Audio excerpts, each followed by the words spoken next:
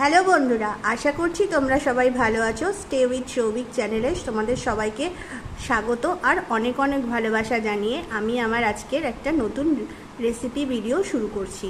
আমার আজকের রেসিপি কলমি শাক। তোমরা বাড়িতে অনেকেই হয়তো কলমি শাক খেয়েছো, কিন্তু আমি কলমি শাকটা কীভাবে রান্না করি সেটা জানতে হলে আমার সঙ্গে থাকো আর দেখতে থাকো।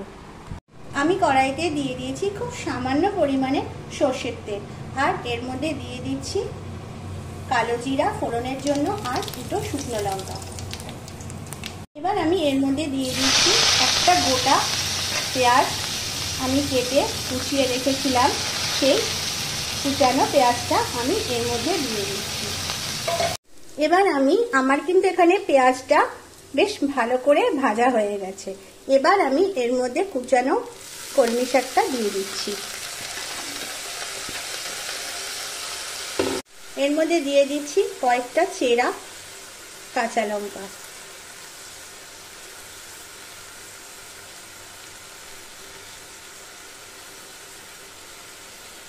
এবার দিয়ে দিচ্ছি এখানে আমি পরিমাণ মতো নুন। এবার এটাকে আমি ঢাকা দিয়ে রেখে দেবো। এখানে বন্ধুরা আমার কলমি শাক ভাজার রেসিপি একদম রেডি, গরম গরম ভাতের সাথে সার্ভ করার জন্য।